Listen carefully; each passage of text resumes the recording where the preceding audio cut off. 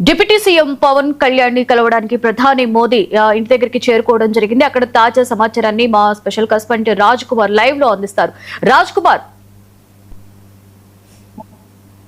లక్ష్మీ మొత్తానికి పవన్ కళ్యాణ్ కొద్ది రోజులుగా కూడా అనారోగ్యంగా బాధపడుతున్న నేపథ్యంలో ఒకసారిగా మోడీ పర్యటన నేపథ్యంలో ఇప్పుడు మోడీ కొద్దిసేపట్లో కూడా పవన్ కళ్యాణ్ పరామర్శించనున్నారు. దానికి సంబంధించి దానికి ఏదైతే శస్త్రచికిత్స కొద్ది రోజుల క్రితం చేస్తున్న నేపథ్యంలో విశ్రాంతి హైదరాబాద్ లో ఉన్నటువంటి తన నివాసంలో విశ్రాంతి తీసుకుంటున్నారు. మనం నివాసం వద్ద ఉన్నాం. దానికి సంబంధించి ఇప్పటికే భారీ భద్రతా ఏర్పాట్లు కూడా ఏర్పాటు చేయడం జరిగింది. మోడీ పవన్ కళ్యాణ్ కి సంబంధించినటువంటి దాంట్లో అక్కడ మనం చూస్తున్నాం భద్రతా ఏర్పాట్లు ఇవన్నీ కూడా ఇక్కడ ఎవరిని కూడా ఏదైతే ఇతరులను అనుమతించడం లేదు. కేవలం మోడీ దానికి సంబంధించి కేవలం మోడీని పరామర్శించిన ఏదైతే పవన్ కళ్యాణ్ పరామర్శించిన నేపథ్యంలో ఇక్కడ కట్టుదిట్టమైన భద్రతా ఏర్పాటు చేయడం జరిగింది. ఎందుకంటే హైదరాబాద్ కు ఎస్ఐసిసి నుంచి నేరుగా కూడా పవన్ కళ్యాణ్ ఇంటికి చేరుకోవడం జరుగుతుంది. ఇక్కడ అతన్ని పరామర్శించి అతనితో కొద్దిసేపు కూడా భేటీ కానున్నారు. కొన్ని కీలకమైన అంశాలు మాట్లాడే అవకాశం ఉంటుంది. దీనికి సంబంధించి ఇక్కడ పవన్ కళ్యాణ్ చంద్రబాబు కూడా అక్కడ కూడా అల్పాహారం కూడా తీసుకోవడం జరుగుతా ఉంది.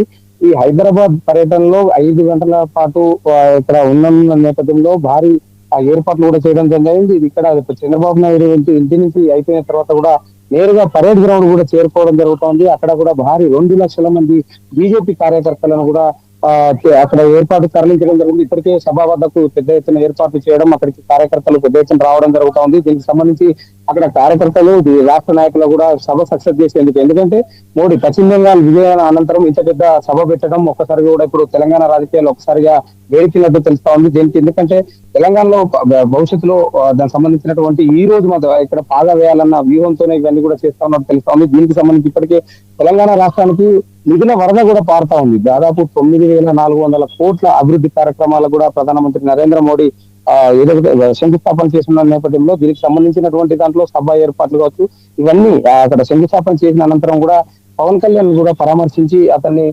కొద్దిసేపు ముచ్చటించనున్నారు. చూసుకుంటే అంటే ఉదయం నుంచి ఉన్న సమాచారం ప్రకారం పవన్ కళ్యాణ్ నివాసానికి మెగాస్టార్ చిరంజీవి కూడా చేరుకోబోతున్నారు అని సమాచారం ఉంది. చిరంజీవి గారు ఇప్పుడు అక్కడికి చేరుకోవడం జరిగిందా, లేకపోతే ఆయన రావడానికి కూడా కొంత సమయం పట్టే అవకాశం ఉందా Raj Kumar?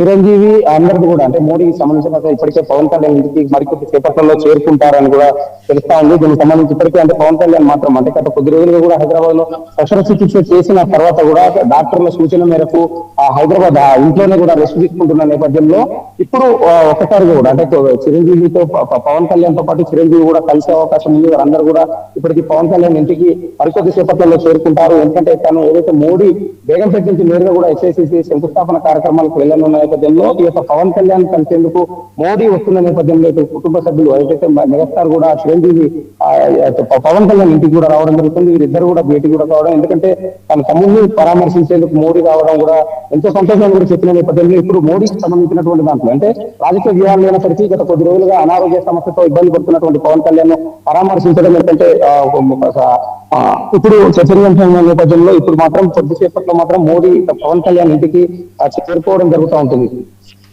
Right, thank you Raj Kumar.